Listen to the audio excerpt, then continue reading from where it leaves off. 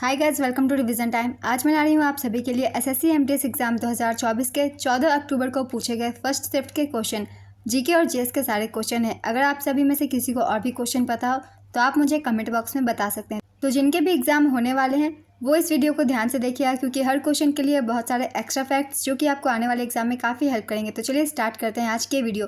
Start करने से पहले अगर आपने चैनल को सब्सक्राइब नहीं किया तो सब्सक्राइब जरूर कर लीजिए, और आप सभी से छोटी सी रिक्वेस्ट है, वीडियो को लाइक भी ज़रूर कर दीजिएगा। तो चलिए स्टार्ट करते हैं आज के फर्स्ट शिफ्ट के सारे क्वेश्चंस। क्वेश्चन नंबर 1, वृहद कथा कोश पुस्तक के लेखक कौन थे? इसका आंसर है हरिसेन। हरिसेन एक संस्कृत के विद्वान और कवि थे और 4वीं शताब्दी में अस्तित्व में थे। वृहद कथा कोश में प्राचीन भारतीय लोक कथा और दंत कथाओं का संग्रह है। वृहद कथा संस्कृत के लेखक गुणाढ़ ने पैसाची भाषा में लिखा था। इसमें पांडव वंश के वत्सराज के पुत्र नरवाहन दत्त का चरित्र वर्णित है। हरिसेन गुप्त वंश के राजा समुद्रगुप्त के दरबारी कवि थे। लक्ष्मीधर 19वीं सदी के बंगाली लेखक थे जिन्होंने समान नाम से एक पुस्तक लिखी, कथा कोश। बृहद कथा मंजरी नामक ग्रंथ की रचना क्षेमेंद्र द्वारा की गई थी। इस ग्रंथ में बृहद कथा का अनुवाद है। बृहद संहिता के लेखक वराहमिहिर थे। यह संस्कृत में एक महत्वपूर्ण विश्वकोश है। नेक्स्ट क्वेश्चन, भावनाथ मेला किस राज्य में आयोजित किया जाता है? इसका आंसर है गुजरात। भावनाथ मेला गुजरात के जूनागढ़ में भावनाथ महादेव मंदिर में आयोजित किया जाता है। यह मेला हर साल हिंदू पंचांग के माघ महीने के कृष्ण पक्ष की एकादशी तिथि को शुरू होता है तथा महाशिवरात्रि को अपने चरम पर पहुंचकर समाप्त होता है। नेक्स्ट क्वेश्चन, सोनल मानसिंह का संबंध किस नृत्य से है? इसका आंसर है भरतनाट्यम और ओडिसी। सोनल मानसिंह को भारत सरकार ने 1992 में कला के क्षेत्र में पद्म भूषण से सम्मानित किया था। 2003 में सोनल पद्म विभूषण से सम्मानित होने वाली दूसरी भारतीय महिला नर्तकी बनी। भारत की पहली महिला नर्तकी जिन्हें पद्म विभूषण से सम्मानित किया गया था वे तंजौर बाला सरस्वती भरतनाट्यम नर्तकी थीं। उन्हें 1977 में यह सम्मान मिला था। सोनल मानसिंह को भारत के राष्ट्रपति ने राज्यसभा का सदस्य बनने के लिए नामित किया था। उन्हें 1987 में संगीत नाटक अकादमी पुरस्कार से भी सम्मानित किया गया था। भरतनाट्यम के प्रमुख कलाकारों के कुछ नाम हैं, इन्हें भी हम जान लेते हैं, जैसे कि सोनल मानसिंह, स्वप्न सुंदरी, रोहिंटन कामा, बाला सरस्वती, अलारमेल वल्ली, मृणालिनी साराभाई, मल्लिका साराभाई, वैजयंती माला, रुक्मणी देवी, लैला सैमसन, पद्म सुब्रमण्यम। इन सभी का संबंध भरतनाट्यम से है। इनसे भी क्वेश्चन पूछे जाते हैं, इसलिए इनके नाम याद रखेंगे। अब जान लेते हैं कुछ ओडिसी के कलाकार के बारे में। इनसे संबंधित लोगों के नाम है किरण सहगल, माधवी मुदगल, केलुचरण महापात्रा, पंकज चरण दास, मीनाती मिश्रा, शाश्वत जोशी, रंजना गौहर, सुजाता महापात्रा, शर्मिला विश्वास, इंद्रानी रहमान, गंगाधर प्रधान, कुमकुम मोहंती, संयुक्ता पाणिग्रही। इनमें से केलुचरण महापात्रा से, माधवी मुदगल से काफ़ी क्वेश्चन पूछे जाते हैं, इसलिए इनके नाम भी याद रखेंगे। नेक्स्ट क्वेश्चन, वन्यजीव संरक्षण अधिनियम कब आया था? इसका आंसर है वर्ष 1972 में। वन्यजीव संरक्षण अधिनियम 1972 को भारत की संसद ने 12 अगस्त 1972 को पारित किया था और 9 सितंबर 1972 को लागू किया था। इस अधिनियम को लागू करने के पीछे मकसद था कि देश के वन्यजीवों को सुरक्षा मिले और अवैध शिकार, तस्करी और अवैध व्यापार पर रोक लगे। इस अधिनियम में जनवरी 2003 में संशोधन किया गया। इसके तहत अपराधों के लिए जुर्माने और सजा को बढ़ाया गया था। भारत सरकार द्वारा पारित अन्य महत्वपूर्ण पर्यावरण और जैव विविधता अधिनियम के बारे में भी जान लेते हैं। वन संरक्षण अधिनियम 1980, जल रोकथाम और प्रदूषण नियंत्रण अधिनियम 1974, पर्यावरण संरक्षण अधिनियम 1986, वायु प्रदूषण की रोकथाम एवं नियंत्रण अधिनियम 1981, जैविक विविधता अधिनियम 2002। नेक्स्ट क्वेश्चन, किस राज्य में मोपला विद्रोह हुआ था?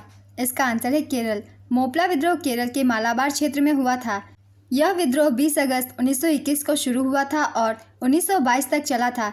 इसे मोपला नरसंहार, मोपला दंगों और मपीला दंगों के नाम से भी जाना जाता है। यह विद्रोह केरल के मोपला समुदाय के नेतृत्व में हुआ था। यह विद्रोह अंग्रेजों और हिंदू जमींदारों के खिलाफ था। इस विद्रोह का नेतृत्व वरियाम कुननाथ कुंजा अहमद हाजी ने किया था। इस विद्रोह में अंग्रेजों ने मालाबार स्पेशल फोर्स नाम की एक विशेष बटालियन का गठन किया था। नेक्स्ट क्वेश्चन, किस रिकॉर्ड तोड़ने वाली ओलंपियन की आत्मकथा का शीर्षक beneath the surface my story है? इसका आंसर है Michael Phelps. Beneath the surface my story अमेरिकी तैराक और रिकॉर्ड तोड़ने वाले ओलंपियन माइकल फेलिप्स की आत्मकथा है। उन्होंने ओलंपिक में व्यक्तिगत और टीम स्पर्धाओं में कुल 28 पदक, 23 स्वर्ण, 3 रजत, 2 कांस्य जीते हैं। बीजिंग 2008 के ओलंपिक में उन्होंने एक ही सीजन में 8 स्वर्ण पदक जीते थे। माइकल फिलिप्स ने ओलंपिक में सबसे ज़्यादा स्वर्ण पदक जीतने का रिकॉर्ड बनाया है और इस पुस्तक में उन्होंने अपने व्यक्तिगत और पेशेवर जीवन के संघर्षों, उपलब्धियों और मानसिक स्वास्थ्य के मुद्दों पर बात की है। नेक्स्ट क्वेश्चन, महानंदा नदी किस पर्वत से निकलती है? इसका आंसर है महाल्दीरम पर्वत। महानंदा नदी हिमालय के महाल्दीरम पहाड़ पर पगलाझोड़ा झरने से निकलती है। यह झरना पश्चिम बंगाल के दार्जिलिंग जिले में कुर्सियांग के पूर्व में है। यह समुद्र तल से करीब 2100 मीटर लगभग 6900 फीट की ऊंचाई पर है। महानंदा नदी भारत के पश्चिम बंगाल और बिहार राज्यों से होकर बहती है और बांग्लादेश में प्रवेश करती है। यह गंगा नदी की एक उपनदी है और हिमालय से निकलने वाली गंगा की आखिरी सहायक नदी है। यह बिहार और पश्चिम बंगाल की सीमा बनाती है। बांग्लादेश के नवाबगंज जिले के गोदागिरी में महानंदा नदी गंगा नदी से मिलती है। नेक्स्ट क्वेश्चन, 2001 की जनगणना के अनुसार किस व्यक्ति को साक्षर व्यक्ति कहा जाता है? इसका आंसर है 7 वर्ष के व्यक्ति को। 2001 की जनगणना के अनुसार साक्षर व्यक्ति वह है जो 7 साल का हो और समझ के साथ किसी भी एक भाषा को पढ़ और लिख सकता हो। भारत में साक्षरता की यही परिभाषा है। 2001 की जनगणना के अनुसार भारत की साक्षरता दर 64.84% थी, जिसमें पुरुष साक्षरता दर 75.26% और महिला साक्षरता दर 53.67% थी। 2011 की जनगणना के अनुसार भारत की साक्षरता दर 74.04% थी, जिसमें पुरुष साक्षरता दर 82.14% थी और महिला साक्षरता दर 65.46% थी। 2011 की जनगणना के अनुसार सर्वाधिक साक्षरता वाला राज्य केरल है। यहाँ की साक्षरता दर 94% है और न्यूनतम साक्षरता वाला राज्य बिहार है। यहाँ की साक्षरता दर 61.8% है। नेक्स्ट क्वेश्चन, वर्तमान में भारतीय संविधान की 7वीं अनुसूची में संघ सूची में कुल कितने विषय हैं? इसका आंसर है 100 विषय। संविधान के लागू होने के समय इसमें 97 विषय थे। इस सूची में वर्णित विषयों पर कानून बनाने के लिए केंद्र के पास विशेष अधिकार हैं। संविधान की 7वीं अनुसूची में केंद्र और राज्य के बीच विधायी विषयों के वितरण के लिए 3 सूचियां बताई गई है: संघ सूची, राज्य सूची और समवर्ती सूची।